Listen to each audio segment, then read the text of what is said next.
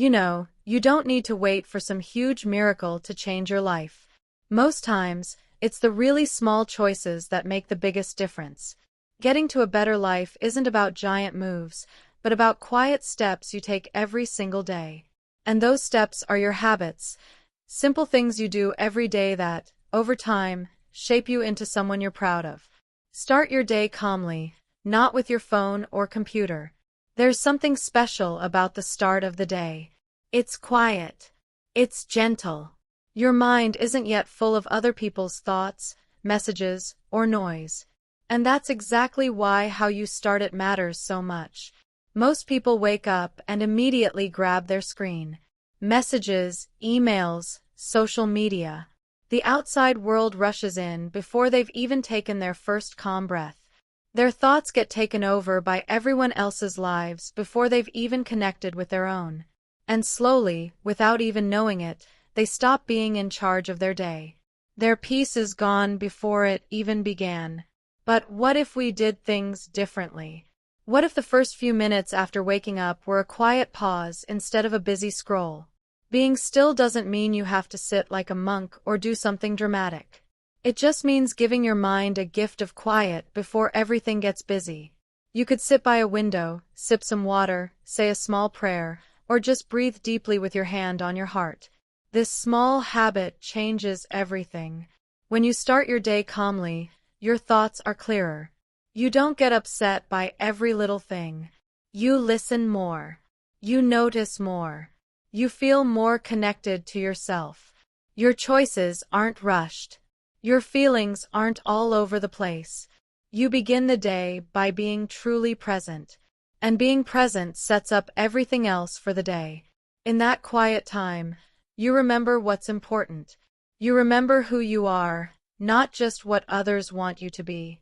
You remember your dreams, not just your to-do lists. You remember your peace, not just your worries. Stillness is where you meet yourself before the world meets you. It's also a kind way to show yourself respect.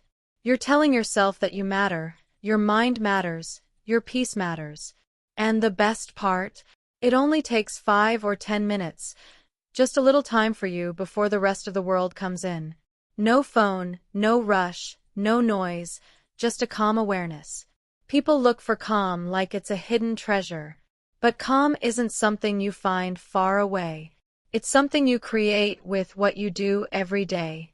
And starting your day calmly is one of the best ways to build that calm. Think of it like tuning a musical instrument. If you start your day off key, the rest of the day struggles to sound right. But if you begin with a pause, a deep breath, a quiet plan, everything lines up better. You move more smoothly. You think before you speak. You feel before you react. You start leading your day instead of being pulled along by it. Gratitude isn't about pretending to be happy or saying everything is perfect. It's about choosing to notice what's already here, what's already working, what's already enough. Most people wait for some big success or change before they feel thankful. They say, I'll be grateful when I get that job, or I'll feel better once I'm in a better place. But the truth is, if you can't feel grateful now, you won't feel grateful later. Because gratitude isn't a place you get to. It's a way of seeing things, a mindset, a daily habit. Life isn't just made of big moments. It's made of thousands of tiny, normal ones. The smell of tea in the morning. The sound of someone you love laughing. The way sunlight hits your wall. A message that arrives at just the right time. A small win that no one claps for. These are the things we miss when we're always chasing more. But these are exactly what make life feel rich. When you stop and say thanks for the little things, something inside you changes. Your mind stops racing. Your heart softens. You start to see the good in what you already have. Gratitude also protects you. It keeps your peace safe. When your mind wants to focus on everything that's wrong, gratitude pulls it back to what's right. When you feel overwhelmed, it reminds you of what's working. It doesn't take away your pain. It just reminds you that your pain isn't the whole story. It says, Yes, this is hard, but look, there's still light. And sometimes, that reminder is all you need to keep going. Being grateful isn't hard. It's not a long ceremony. It can be one sentence written in a notebook, one thought whispered before bed, one deep breath followed by, "Thank you for this moment." The main thing is to do it often. You don't wait for special days. You don't wait until everything feels perfect. You do it every day, especially on the days it feels hardest, because those are the days your mind needs it the most. It's easy to complain, easy to focus on what's missing, what others have, what you wish was different. But when you teach your brain to see what is present, what is good, what is kind, your life starts to feel lighter. You begin to appreciate things you used to ignore, the body that carries you, the mind that keeps learning, the heart that still cares. Even when things are tough, you start to say, "I'm grateful for my strength, for my breath, for the chance to try again." Gratitude also changes how you treat others. You stop taking people for granted. You notice their efforts. You say thank you more often. You become softer, more patient, more open. And because of this, your relationships get stronger. Nothing connects people more than feeling seen, valued, and appreciated. This habit of gratitude slowly becomes like special glasses. You start to see life not as a list of demands, but as many good things, not as something you're owed, but something you're given. And with that change, even your struggles start to teach you something. Even your losses show you what truly matters. You stop moving through life with a heavy heart. You walk with presence, with awareness, with grace. Every morning you have two choices. Focus on what's missing, or focus on what's already here. One will tire you out, the other will fill you up. One will keep you chasing, the other will keep you calm. Gratitude isn't a feeling that comes after joy. It's the path that leads to joy itself. Sleep is not a luxury. It's something you absolutely need. It's not something you do only after everything else is finished. It's the base that lets everything else be done well. And yet, sleep is the first thing many people give up. They stay up scrolling, watching, worrying, working, telling themselves they'll rest later. They'll catch up. Eventually. But your body doesn't wait for permission. It keeps track. And ignoring sleep quietly shows up at first. Tired eyes, cloudy thinking, short temper, slow healing. Then slowly it becomes your new normal. Waking up tired, living in a fog, getting energy from coffee instead of your own body. When you sleep with purpose, you give your body the gift of fixing itself. You let your mind sort things out, your muscles recover, your heart reset. Sleep isn't just rest. It's rebuilding. It's a time when your body does its important work silently. It cleans up your brain, balances your body's chemicals, strengthens your immune system, and calms your nerves. It's the reset button most people keep ignoring while wondering why they feel out of balance. But sleeping with purpose means more than just lying in bed. It means getting your mind ready for rest. Making your bedroom feel safe, calm, and quiet. Letting go of the day's worries instead of carrying them to bed.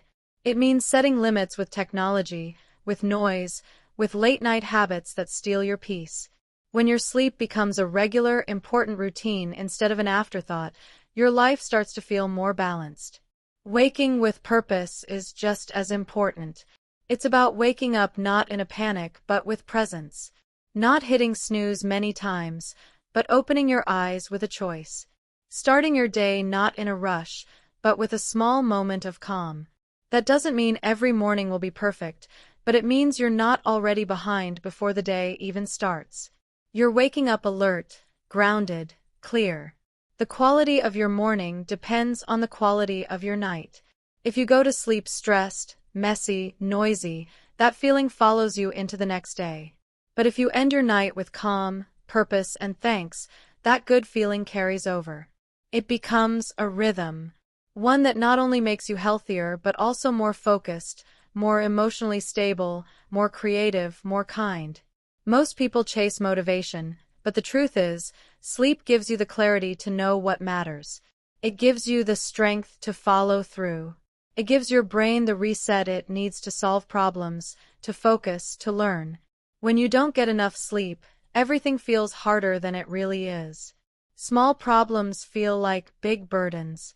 Simple tasks feel too much, and joy starts to feel far away. You don't need a perfect routine. You just need to promise yourself to protect your rest. To not see sleep as wasted time, but as sacred time. To treat your bedtime like you treat important meetings. To listen to your body's signals instead of fighting them. To create an evening space that calms your mind instead of exciting it. That could mean reading a book instead of watching another TV show. Writing down your thoughts instead of scrolling. Dimming the lights instead of having your phone bright in your face until midnight. Waking with purpose doesn't have to mean a long morning routine or seeing the sunrise every day. It simply means waking up and knowing you're not already behind before the day even starts. It means beginning your morning with one clear thought, one steady breath, one calm step forward. That steady feeling isn't about being fast. It's about having a clear direction. It's what gives you the power to move through your day with a plan instead of just reacting. Sleep and waking aren't two separate things. They are the start and end of the same cycle. And when you learn to respect both, your whole life begins to feel more alive. The way you talk to yourself becomes the way you live your life. Every word, every thought, every sentence you repeat in your mind creates a pattern. Most people don't even realize how mean they are to themselves. They mess up once and call themselves a failure. They make a mistake and keep thinking about it like a punishment. They compare their lives with others and tell themselves they're not good enough, not smart enough, not pretty enough, not successful enough. And slowly, those words become what they believe is true. Not because they are facts, but because they heard them so often in their own heads. You wouldn't talk to a friend the way you talk to yourself. You wouldn't call someone you care about a loser, a disappointment, or a waste of time. And yet, that's how people talk to themselves. It starts small. A thought here, a joke there. I'm so stupid. Why can I never get anything right? Of course, this happened to me. Over time, those words get deep inside. They shape how confident you feel, your mood, your energy, your choices. They become the background noise of your life, always whispering reasons why you shouldn't try, why you don't deserve better, why you should give up. But the truth is, you are not your worst moment. You are not your mistakes. You are not your past. You are a work in progress. Just like everyone else, you are growing. You are learning. And you deserve to be spoken to with the same kindness you give to others. Being kind to yourself isn't weak. It's strong. It takes courage to treat yourself with care in a world that always pushes you to be more, do more, prove more. It takes strength to look at yourself and say, I am doing my best. Even when your best doesn't look like success to other people. Talking kindly to yourself is a habit. It doesn't come naturally to everyone, especially if you grew up where criticism was louder than encouragement. But you can learn it. It starts by noticing your inner voice, paying attention to how you talk to yourself when things go wrong, catching the harsh thoughts, and changing them to something truer, more gentle. Not fake praise, but real understanding. I made a mistake, but that doesn't mean I am a mistake. I feel lost today, but that doesn't mean I am failing.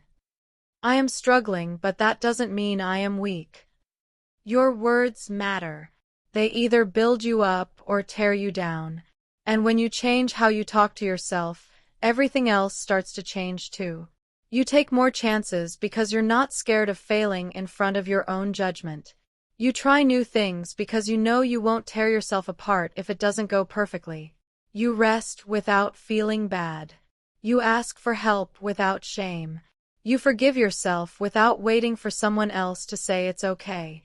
This kind of self-talk isn't about ignoring problems. It's about dealing with them without hurting yourself in the process. It's about being fair and kind to yourself at the same time. You can tell yourself the truth without being mean. You can want to grow without hating who you are now. You can be both learning and still worthy of kindness.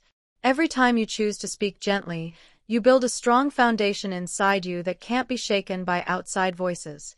You stop needing others to constantly tell you you're good enough. Because you've built a safe home inside your own mind.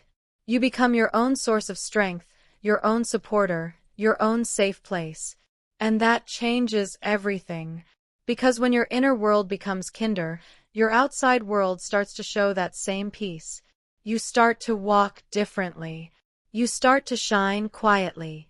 You start to rise without making a fuss. All because you decided to change the way you talk to the person who hears you the most. There's too much noise in the world. Not just sounds you hear, but the noise in your mind. The constant stream of thoughts, news, advice, comparisons, arguments, distractions. It never stops. Every scroll shows you someone else's life. Every message takes a bit of your attention. Every click opens a door to someone else's world while quietly pulling you away from your own. People wake up and reach for their phones before they even think their own thoughts. They know everything about others, but very little about themselves. That's what happens when you take in more than you create. You lose touch with who you are. Creating something doesn't mean becoming an artist or writing a book. It means using your energy to make something that shows your mind, your heart, your values. It can be writing in a journal, planning your day carefully, cooking a meal with love, planting a small flower, fixing something broken, helping someone with a kind word, solving a work problem in a new way. Creating isn't about being perfect. It's about having a purpose.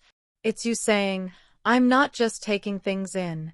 I'm also shaping the world, even in small ways. When you take in too much noise, your own inner voice starts to fade.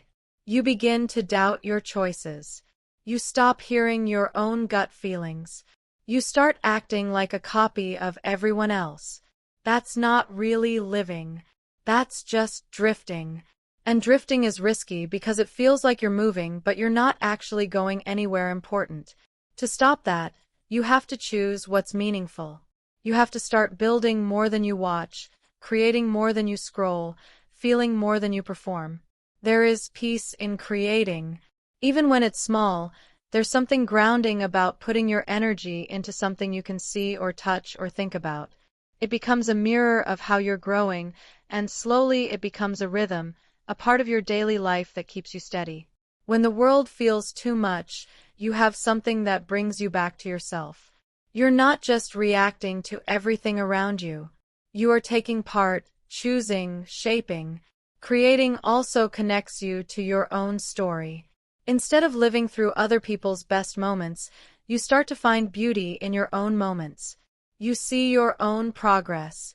You feel your own presence.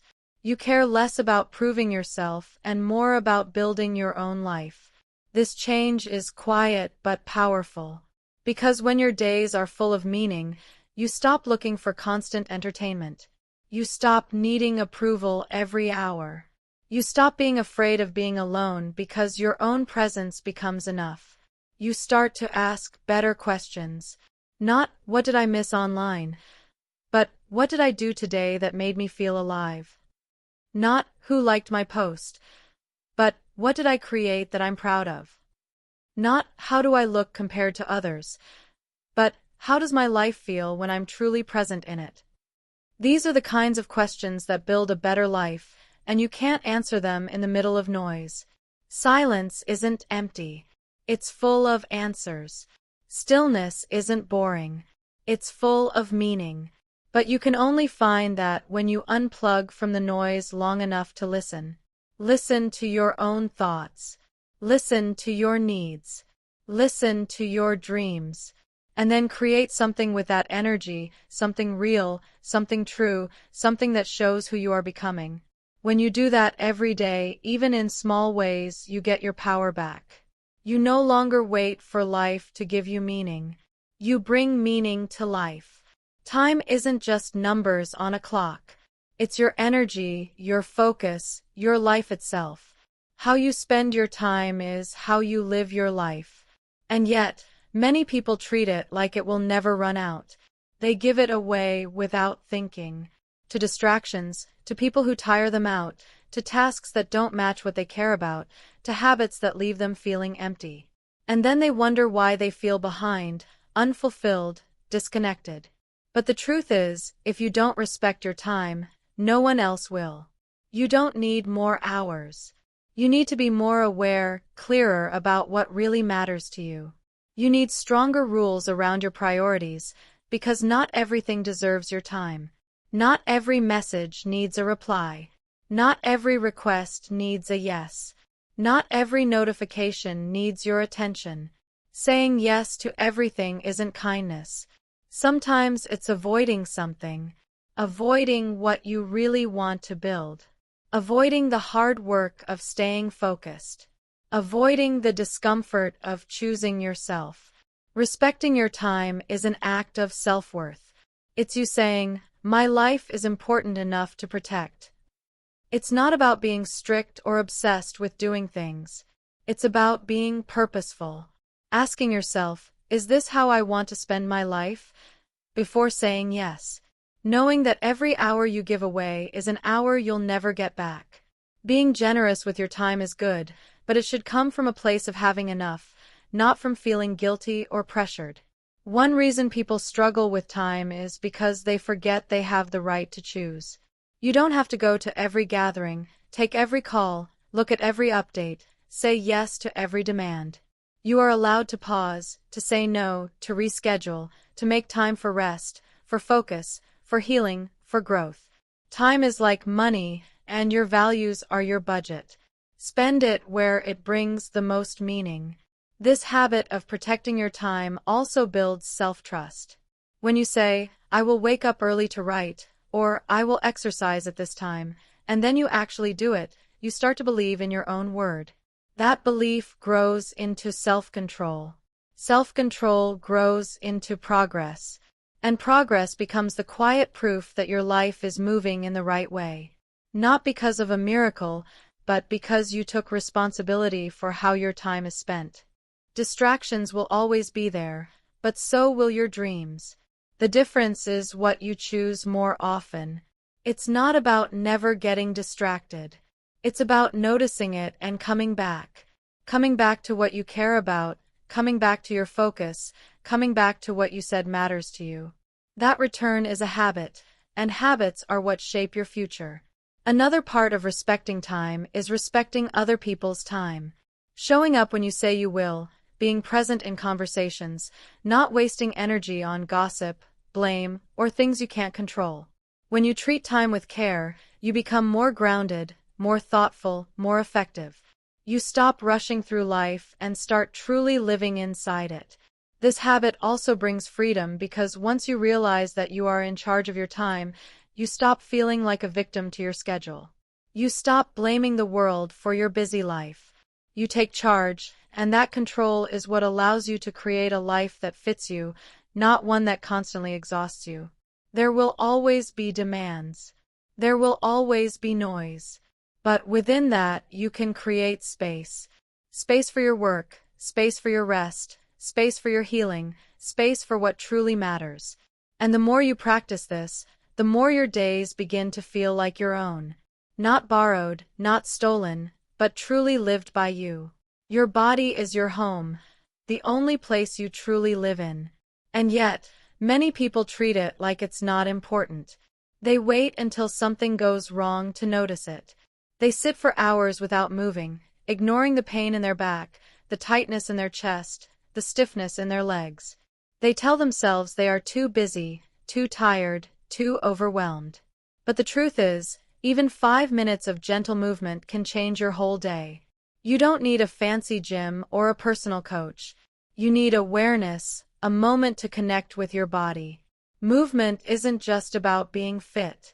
It's about energy, feelings, being present. When you walk, stretch, breathe deeply, or simply dance, you're not just working on your health. You're letting go of what your body has been holding on to. Stress, sadness, frustration, all of it gets stored in your muscles, your posture, your breath. When you move, you let it out. You feel lighter, not just in your body, but in your mind and emotions too. That's why some of the clearest thoughts happen during a walk. That's why dancing alone in your room can change your mood faster than any motivational quote. You don't have to be perfect. You don't have to follow a strict routine. You just need to start. A few stretches after waking up, a walk around the block, a dance in your kitchen, a few minutes of yoga. Movement is freedom. It's your body saying, I'm still alive. I still work. I still carry you. And when you respond with care, your body responds with strength. It becomes more open, more flexible, more awake. We live in a world that praises pushing through pain, sitting for many hours, working nonstop, proving our worth by being tired all the time. But your body wasn't made for that. It was made to move, to bend, to breathe. When you ignore that need, your body starts to speak louder, through pain, through aches, through tiredness. It's not weakness. It's a message. And movement is the answer. Moving your body every day is also an act of self-respect. It's you saying, I matter enough to take care of myself.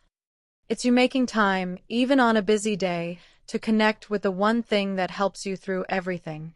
It doesn't need to look impressive. It needs to feel real. Some days it might be a strong workout. Other days it might just be a quiet walk. Both are good. Both are enough. Movement also brings you back to the present moment. In a time where our minds are all over the place, your body is always right here. When you move with purpose, you calm yourself. You stop overthinking. You stop rushing. You just breathe and move and exist.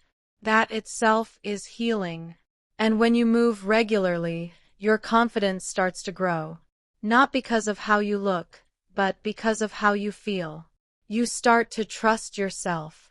You start to feel capable. You notice your posture change. Your steps become stronger. Your presence becomes more powerful. You stop making yourself small. You take up space, not just physically but emotionally and mentally too. Your body wants to support you. It wants to help you feel better, live better, be better, but you have to meet it halfway. You have to show up for it. Not once a week, not once a month, but every day, even for just a few minutes.